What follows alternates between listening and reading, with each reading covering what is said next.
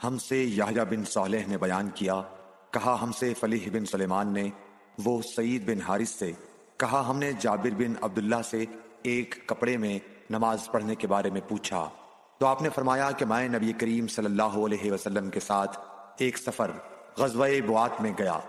ایک رات میں کسی ضرورت کی وجہ سے آپ کے پاس آیا۔ میں نے دیکھا کہ آپ صلی اللہ علیہ وسلم نماز میں مشغول ہیں۔ اس وقت میرے بدن پر صرف ایک ہی کپڑا تھا، اس لیے میں نے اسے لپیٹ لیا اور آپ کے بازو میں ہو کر میں بھی نماز میں شریک ہو گیا۔ جب آپ نماز سے فارغ ہوئے تو دریافت فرمایا، جابر اس رات کے وقت کیسے آئے؟ میں نے آپ صلی اللہ علیہ وسلم سے اپنی ضرورت کے متعلق کہا۔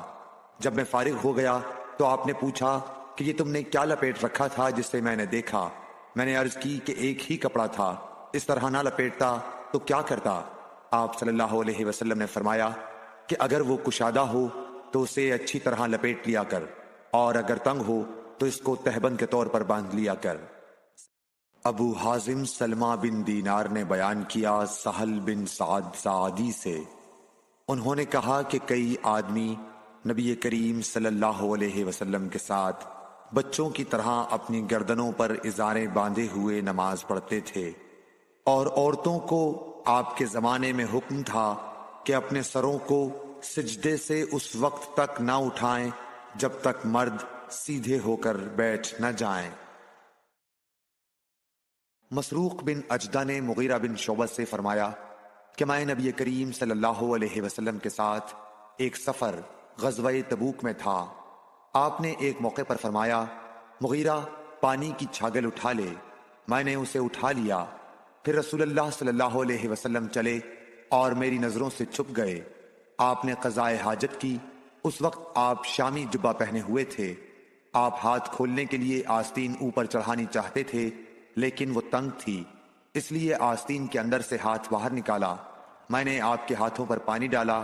آپ صلی اللہ علیہ وسلم نے نماز کے وضو کی طرح وضو کیا اور اپنے خفین پر مسح کیا، پھر نماز پڑھی۔ عمرو بن دینار نے جابر بن عبداللہ انصاری رضی اللہ تعالی عنہ سے سنا، وہ بیان کرتے تھے کہ رسول اللہ صلی اللہ علیہ وسلم نبوت سے پہلے کعبے کے لیے قریش کے ساتھ پتھر ڈھو رہے تھے۔ اس وقت آپ تہبند باندھے ہوئے تھے۔ آپ صلی اللہ علیہ وسلم کے چچا عباس نے کہا کہ بھتیجے کیوں نہیں تم تہبند کھول لیتے اور اسے پتھر کے نیچے اپنے کاندھے پر رکھ لیتے تاکہ تم پر آسانی ہو جائے۔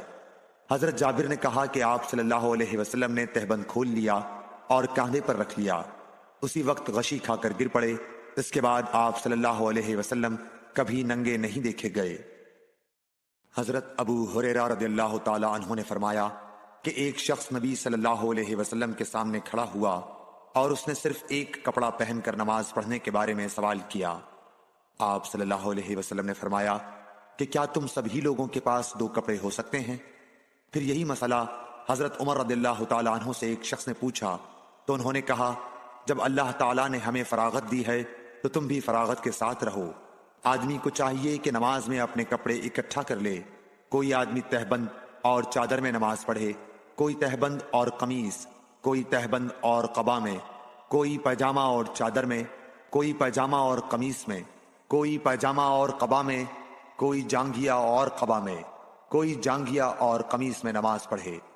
ابو ہریرہ رضی اللہ تعالیٰ عنہ نے کہا کہ مجھے یاد آتا ہے کہ آپ نے یہ بھی کہا کہ کوئی جانگھیا اور چادر میں نماز پڑھے۔